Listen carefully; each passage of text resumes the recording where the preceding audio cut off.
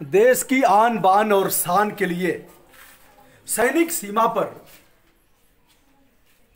चढ़ करके देश की रक्षा करता है, लेकिन जब गांव आता है तो किस प्रकार उसकी दुर्दशा पुलिस वाले करते हैं। आज हम एक ऐसे परिवार में हैं जहां कई सैनिकों को पुलिस ने बेरहमी से पीटा है, इतनी मार पीटा है कि आप देख करके रोंगटे खड़े हो जाएंगे। यह भूतपूर्व सैनिक है, वर्तमान में सैनिक है, और भी लोग सैनिक है, एक दो नहीं, परिवार के 9 सदस्यों को पट्टा से पीटा और इतनी बेरहमी से पीटा कि आप कांप जाएंगे। हम इस समय गाजीपुर जनपद के नगसर थाना अंतर्गत नूरपुर गांव में हैं और हम इन्हीं लोगों से बात करते हैं। पहले तो आप चोट देखिए इनकी, ये भूतपूर्व सैनिक है और इनकी चोट आप देख लीजिए, कितनी बेरहमी से पुलिस वालों ने पीटा है और इतना पीटा है, यहां से पीटते हुए ले गए। शुभ नाम आपका? अजय कुमार पांडे। अजय जी हैं, भूतपूर्व सैनिक हैं, वर्तमान सैनिक हैं। इनके भाई, शुभ नाम आपका? कमल कुमार पांडे। कमल कुमार पांडे, इनको भी बेरहमी से पीटा है नगसर थाने की पुलिस ने। आप यह देख लीजिए, यह है सैनिक की हाल। सैनिकों को इतना बेरहमी से, यह देख लीजिए, शेष दिखाने लायक नहीं है, आप देख नहीं पाएंगे। इनके, आपका शुभ नाम? इंद्रजीत। इंद्रजीत जी, आपको भी पिटाई किया है। चलिए चलिए ठीक है। परिवार के 9 सदस्यों को, कुछ लड़के दवा करा रहे हैं, बच्चे जो पढ़ाई करते हैं, 9 के नाम की हम चर्चा करेंगे। अजय जी, आप सेना में सेवानिवृत्त हैं, क्या मामला था? आपके घर कोई त्रयोदशा था?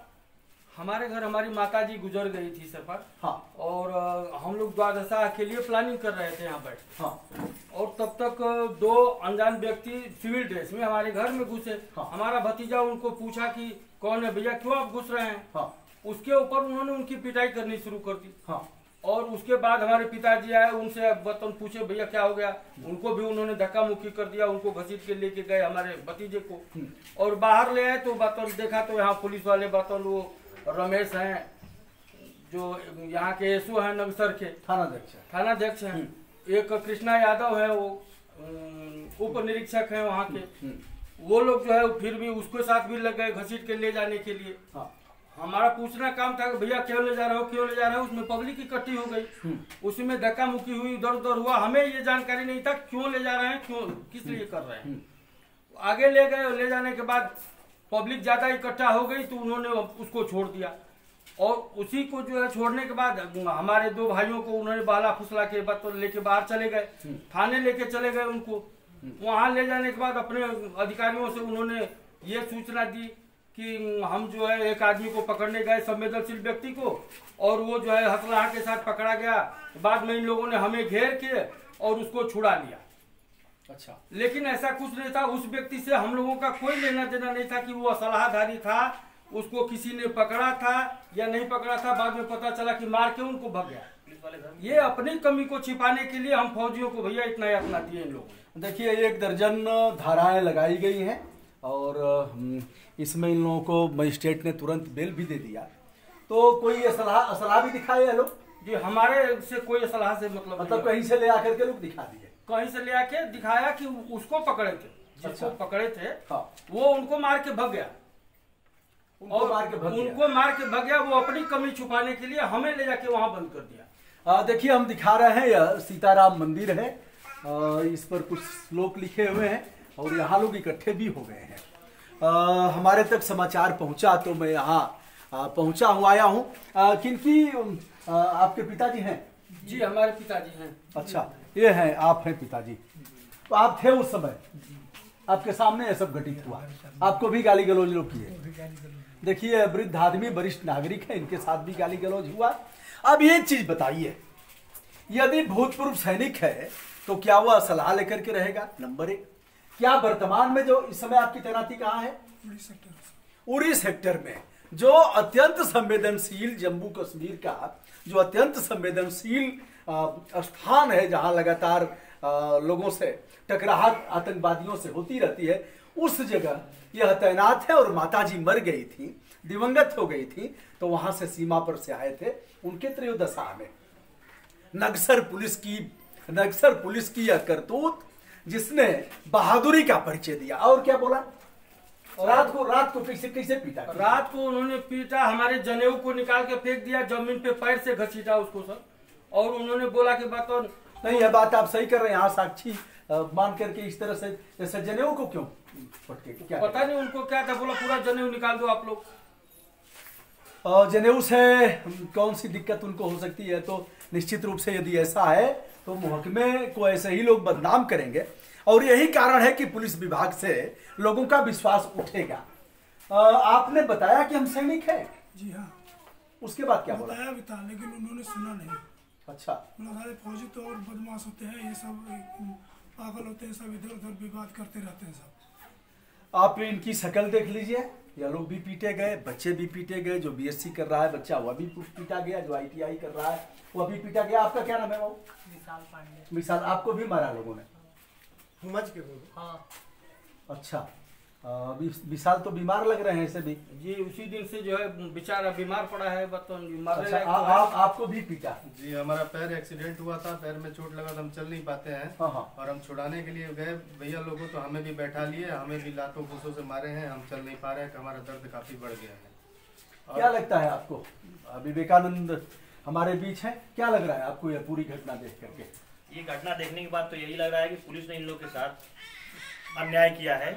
जिनको माना जाता है कि पुलिस आम लोगों के साथ न्याय करने के लिए है, लेकिन ऐसा इन लोग का ये आज की स्थिति देखने के बाद ये लग रहा है कि पुलिस ही ऐसे लोगों को जन्म देती है। जैसे ये लोग विकास दुबे की इसमें घटनाएं दिखा रहे हैं, ऐसे अगर निर्दोष लोगों के साथ अगर पुलिस ऐसी घटनाएं करेंगी तो लास्ट में वो करेगा क्या? उसकी मजबूरी हो जाएगी, कहीं ना कहीं कुछ गलत होगा उससे। इसके बाद आप लोग क्या करने जा रहे हैं अजय जी?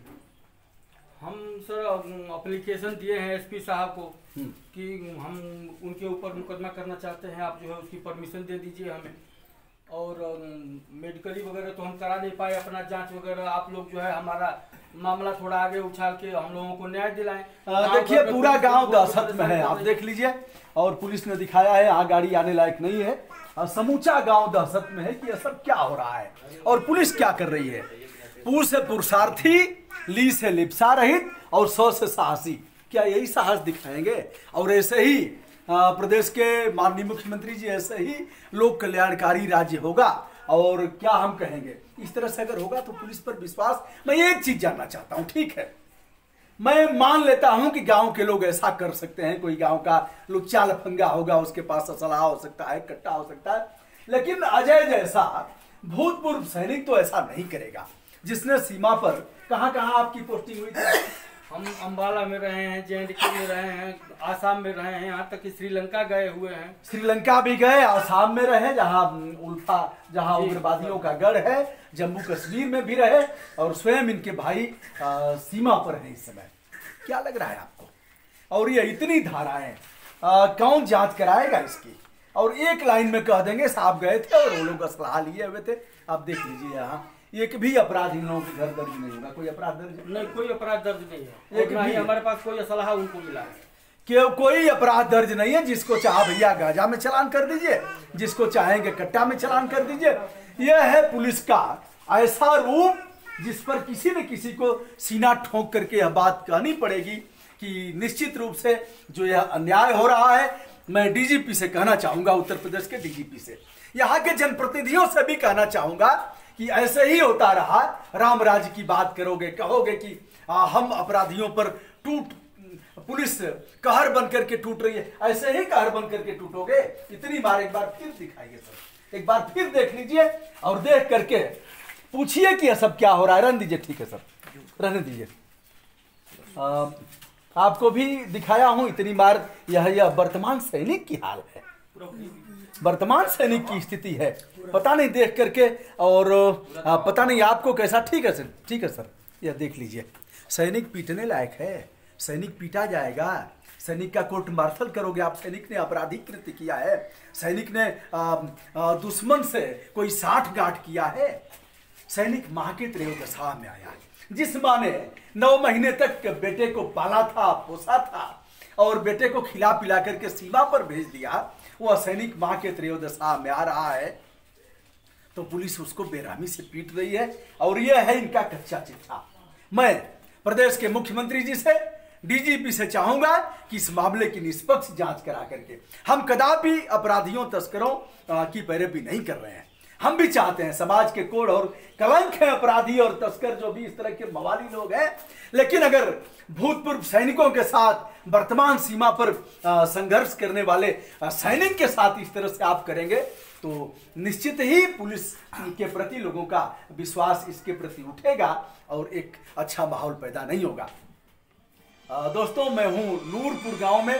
नूरपुर यह गांव है, फिर से दोहरा देता हूं, यह नक्सर थाना है। नक्सर थाना नया थाना कुछ साल पहले बना है और उस थाने के नूरपुर गांव में है। आप देख रहे हैं इनके साथ, इनको देख लीजिए। अभी 26 तारीख की घटना है जी, 26 तारीख की घटना है। 27 को काम था माता जी का जी। 27 को ही आप लोगों की जमानत हो गई। 27 को 9 साढ़े 9 बजे रात को हम लोगों को घर आना पड़ा। 27 को जमानत हुई, कोर्ट ने जमानत दिया, पूरी स्थिति को देखा और फिर जमानत दिया। मैं मांग करता हूं कि इस मामले की निष्पक्ष जांच करा करके जिन लोगों ने ऐसा किया है, ठीक है, अगर मिलेगा भी तो भी आपको राइट नहीं है कि इस तरह से मारेंगे। यह दिखा करके कि यह चोट न दिखाए इसलिए इस तरह से पीटा गया है। यह हिम्मत नहीं है कि कहीं ऐसे पीट सके। ऐसे कैसे चोट लगेगी। मेडिकल कराया, डॉक्टर को पक्ष में लिया और इनका मेडिकल भी अभी तक नहीं हो पाया। यह स्थिति है, इसको कौन सा राज कहेंगे? क्या यह लोक कल्याणकारी प्रदेश में इस तरह से चीजें हो सकती हैं? मैं चाहता हूं कि जो लोग भी हैं उनके ऊपर सुसंगत धाराओं में अपराध पंजीकृत करके कार्रवाई किया जाए। मैं हूं ब्रजभूषण दुबे, यूट्यूब चैनल ब्रजभूषण मार्कंडेय से सत्य को सत्य कहूंगा, सत्य के सिवा कुछ नहीं कहूंगा। ऐसे जो पीड़ित लोग हैं, ऐसे जो दुखी लोग हैं, जिन्हें न्याय नहीं मिल रहा है, इनके लिए हम सदैव तत्पर रहेंगे। धन्यवाद।